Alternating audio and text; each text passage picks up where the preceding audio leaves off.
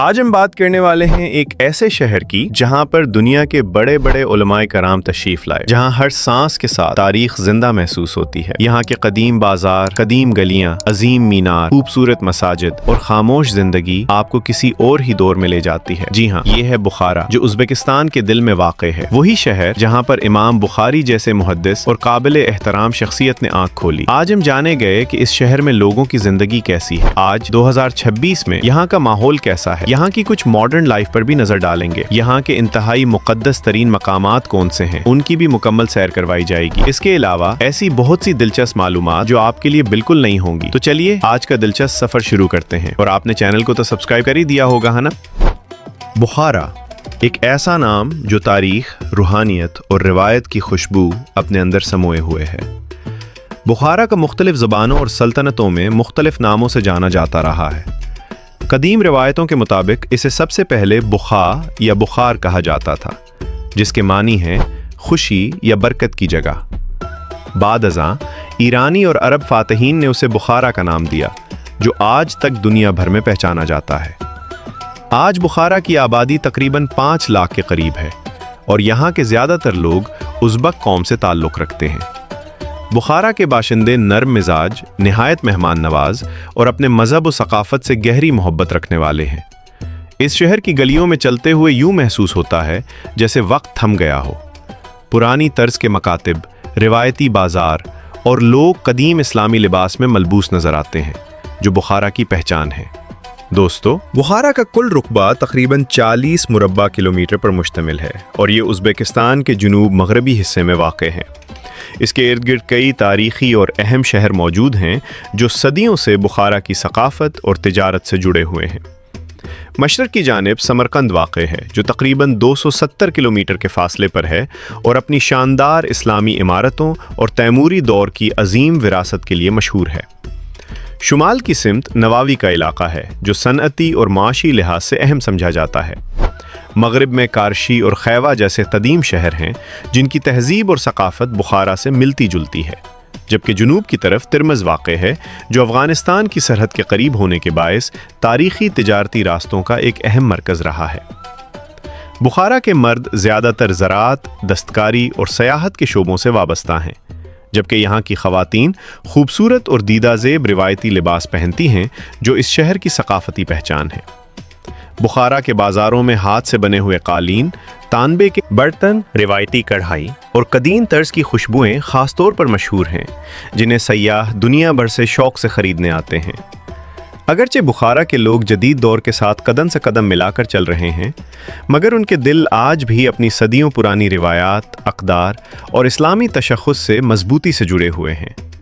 یہی وجہ ہے کہ بخارا صرف ایک شہر نہیں، بلکہ ایک زندہ تاریخ ہے جو آج بھی سانس لے رہی ہے۔ دن کے وقت بخارا کی گلیاں سیاحوں کی چہل پہل اور مقامی تاجروں کی صداؤں سے گونجتی رہتی ہیں، مگر جیسے ہی شام کا سایہ ڈھلنے لگتا ہے اور اذان کی آواز فضا میں بلند ہوتی ہے، تو پورے بخارا میں ایک عجیب سا روحانی سکون پھیل جاتا ہے۔ ایسا محسوس ہوتا ہے جیسے یہ شہر صرف اینٹوں اور پتھروں کا مجموعہ نہیں، بلکہ عبادت، ذکر اور ایمان سے سانس لے رہا ہو۔ دوستو، تاریخ میں بعض ہستیاں ایسی ہوتی ہیں جو صرف اپنے زمانے ہی کو نہیں، بلکہ صدیوں بعد آنے والی نسلوں کو بھی روشنی عطا کرتی ہیں۔ یہ وہ عظیم شخصیات ہوتی ہیں جن کے نام کے ساتھ علم کا وقار، ایمان کی خوشبو، تقویٰ کی عظمت اور محبت رسول صلی اللہ علیہ وسلم کی نورانی روشنی جھلکتی ہے۔ بخارا کی سرزمین بھی ایسی ہی عظیم ہستیوں کی امین رہی ہے، جنہوں نے اپنے علم و کردار سے نہ صرف اس شہر کو بلکہ پوری امت مسلمہ کو منور کیا۔ اب ہم بات کرنے جا رہے ہیں ایک ایسی عظیم اور درخشاں شخصیت کی، جن کے قلم سے نکلا ہوا ہر لفظ امت مسلمہ کے لیے ہدایت کا چراغ بن گیا، جن کا نام سن کر دنیا کے بڑے سے بڑے عالم، محدث اور ولی کا دل بھی عقیدت اور احترام سے جھک جاتا ہے۔ یہ ہیں امام محمد بن اسماعیل بخاری رحمۃ اللہ علیہ، وہ عظیم عالم، محدث اور محقق جنہوں نے اپنی پوری زندگی اسلام کی سب سے قیمتی دولت یعنی احادیث نبوی صلی اللہ علیہ وسلم کو جمع کرنے، پرکھنے اور محفوظ رکھنے کے لیے وقف کر دی۔ امام بخاری رحمۃ اللہ علیہ کا اصل نام محمد بن اسماعیل ہے، آپ کی ولادت 194 ہجری میں بخارا کے مقدس شہر میں ہوئی۔ بچپن ہی سے آپ غیر معمولی ذہانت، حافظے اور علم کے بے پناہ شوق کے مالک تھے۔ روایت ہے کہ آپ نے صرف 10 سال کی عمر میں قرآن پاک حفظ کر لیا اور چند ہی برسوں میں ہزاروں احادیث مبارکہ آپ کے سینے میں محفوظ ہو چکی تھیں۔ علم حدیث کے حصول کے لیے امام بخاری رحمۃ اللہ علیہ نے دنیا کے کونے کونے کا سفر کیا۔ بخارا سے بغداد، مکہ، مدینہ، شام، مصر اور خراسان تک، جہاں کہیں بھی کوئی سچا عالم، معتبر راوی یا علم کی روشنی موجود تھی، امام بخاری وہاں پہنچے۔ آپ کی تحقیق اور باریک بینی کا یہ عالم تھا کہ آپ نے لاکھوں احادیث کا مطالعہ کیا، مگر اپنی کتاب میں صرف وہی احادیث شامل کیں جو ہر لحاظ سے مستند، صحیح اور غیر مشکوک تھیں۔ یوں وہ عظیم کتاب وجود میں آئی جسے آج دنیا الجامع الصحیح یا صحیح بخاری کے نام سے جانتی ہے۔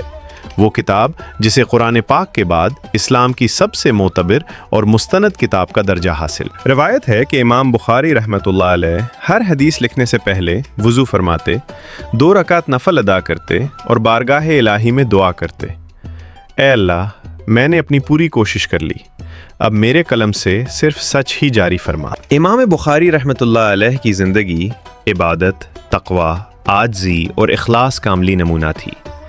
دنیاوی دولت سے دور مگر علم اور ایمان کی دولت سے بے پناہ مالا مال۔ آپ کی وفات 256 ہجری میں خرتنگ کے گاؤں میں ہوئی اور یہی آج آپ کا مزار مبارک ہے۔ یہ مقام بخارا شہر سے تقریباً 25 کلومیٹر کے فاصلے پر واقع ہے۔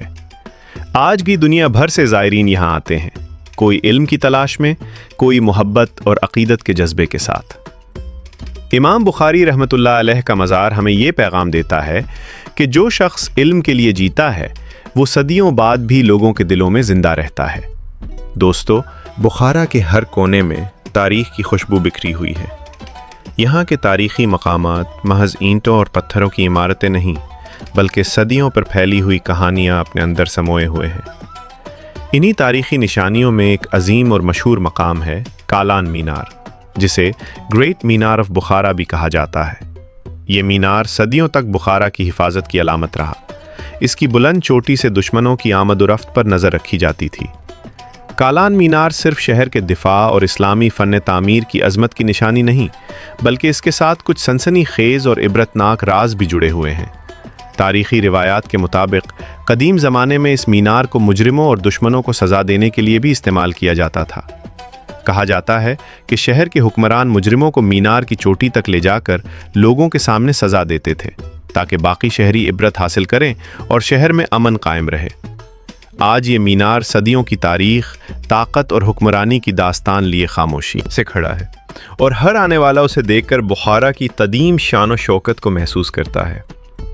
دوستو، بخارا کی عظمت کی ایک اور بڑی علامت ہے ارک قلعہ۔ یہ قلعہ صدیوں تک بخارا کی طاقت، حکمت اور حکومت کا مرکز رہا۔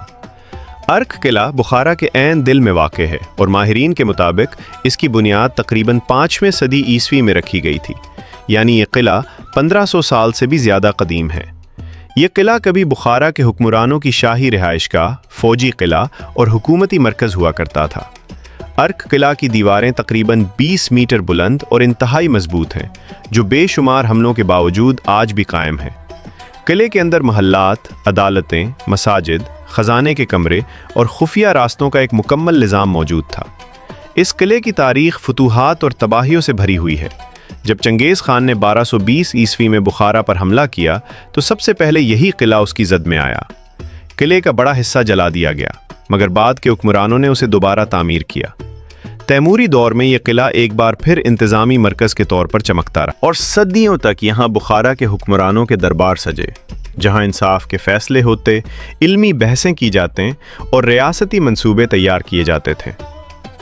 اس کے بعد آتی ہے کالان مسجد، جو بخارا کی سب سے بڑی اور شاندار مساجد میں سے ایک ہے۔ یہ مسجد 12ویں صدی میں تعمیر کی گئی اور اپنے وسیع صحن، بلند ستونوں اور شاندار گنبد کے لیے مشہور ہے۔ اس مسجد کو دیکھ کر دل میں ایک عجیب سا سکون اور روحانی راحت اتر آتی ہے۔ دوستو، بخارا کا ایک اور دلکش مقام ہے لب حوض، جو شہر کے ثقافتی اور سماجی مرکز کے طور پر جانا جاتا ہے۔ یہاں موجود قدیم حوض کے ارد گرد مدرسے، مساجد اور چائے خانے ہیں، जहां आज भी मकामी लोग और सयाह बैठकर आराम करते हैं और बुखारा की ज़िंदगी के हसीन मनाजिर से लुत्फ़अंदोज़ होते हैं। कदीम ज़माने में जब तिजारती काफ़िले इस शहर से गुज़रते थे तो वो भी लाजमी तौर पर इसी हौज़ पर क़याम करते थे। दोस्तों, बेशक बुखारा की सरज़मीन इंतहाई क़दीम है, लेकिन आज के जदीद दौर में यहाँ के बहुत से इलाके ऐसे हैं जहाँ पर जदीद ज़िंदगी को अपनाया जा रहा है। मतलब जहाँ नौजवान जनरेशन पैंट शर्ट का इस्तेमाल करते हैं। और इन जदीद इलाकों में बहुत से इलाके ऐसे भी हैं कि जिन पर बात करना ही फजूल है। मतलब वहाँ पर तहजीब, सकाफ़त वाली कोई चीज़ नहीं देखी जाती। वहाँ के लोग अपनी नाजायज़ ख्वाहिशात को भी पूरा करते हैं। इस मुक़द्दस सरज़मीन पर भी ये काम हो रहे हैं। अब आप ही अंदाज़ा लगा लें कि मुसलमान किस हद तक पहुँच चुके हैं। खैर, जो भी हो, वो उनका और अल्लाह का मामला है। दोस्तों, बुखारा का मौसम भी उसकी ज़मीन की तरह पुरअसरार और हसीन है। ये शहर एक रेगिस्तानी खत्ते में वाक़ है, इसीलिए यहाँ का मौसम ज़्यादातर खुश्क और गर्म रहता है।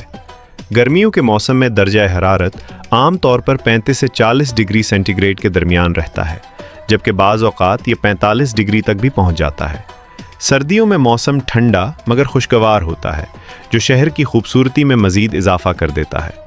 कुदरती मनाजिर के एतबार से बुखारा एक मुनफरिद इम्तिजाज रखता है। शहर के इर्द गिर्द ज़रख़ेज़ मैदान, छोटे खेत और पुराने बागात फैले हुए हैं, जहाँ ख़ास तौर पर अंगूर, खजूर और दीगर फलों की काश्त की जाती है। यही तज़ाद, रेगिस्तान और ज़रख़ेज़ी का मिलाप बुखारा को और भी दिलकश बना देता है।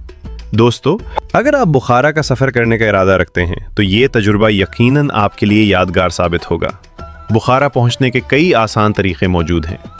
अगर आप उज़्बेकिस्तान के दारुल हुकूमत ताशकंद पहुँचते हैं तो वहाँ से बुखारा तक ट्रेन, बस या फ़्लाइट के ज़रिए जाया जा सकता है। जहाँ तक रिहाइश का ताल्लुक है, बुखारा में हर बजट के मुताबिक शानदार ऑप्शंस मौजूद हैं। अगर आप तारीख़ी माहौल में रहना चाहते हैं तो ओल्ड बुखारा के अंदर मौजूद रिवायती होटल बेहतरीन इंतखाब हैं। यहाँ कदीम तर्ज़ तामीर के कमरे, लकड़ी के दरवाजे और रिवायती सजावट आपको सदियों पीछे ले जाती हैं। और अगर आप जदीद सहूलतों को तरजीह देते हैं तो शहर के नए हिस्से में 4 और 5 स्टार होटल्स भी मौजूद हैं, जैसे एशिया बुखारा होटल और कोमेल बुटीक होटल, जो सयाहों में खासे मकबूल हैं। शहर के अंदर सफ़र के लिए टैक्सी, मनी बस, रक्षा और साइकिल रेंट सर्विसेज आसानी से दस्तयाब हैं। पुराने शहर में ज़्यादातर लोग पैदल चलना या साइकिल इस्तेमाल करना पसंद करते हैं, ताकि बुखारा की असल रूह और ख़ूबसूरती को करीब से महसूस किया जा सके। सयाहों के लिए बुखारा एक महफूज और पुरअमन शहर है। यहाँ के लोग निहायत मेहमान नवाज हैं और अंग्रेज़ी बोलने वाले गाइड्स भी बआसानी मिल जाते हैं। शहर में currency exchange centres, eighty, AIIMS, cafe और हलाल रेस्टोरेंट्स हर जगह मौजूद हैं, जिससे सयाहों को किसी किस्म की मुश्किल पेश नहीं आती।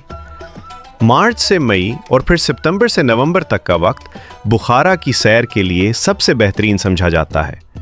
इन महीनों में मौसम मोतदिल रहता है, न ज़्यादा गर्मी और न ज़्यादा सर्दी, जिससे आप बुखारा के तारीख़ी मकामात, गलियों और बाज़ारों को आराम से देख सकते हैं। तो दोस्तों, ये थी हमारी आज की बुखारा के ऊपर बनाई जाने वाली दिलचस्प वीडियो। अगर वीडियो अच्छी लगी हो तो वीडियो को लाइक और चैनल को सब्सक्राइब कर दें। मिलते हैं इंशाअल्लाह एक नई वीडियो में। अपना ख्याल रखें। अल्लाह हाफ़िज़।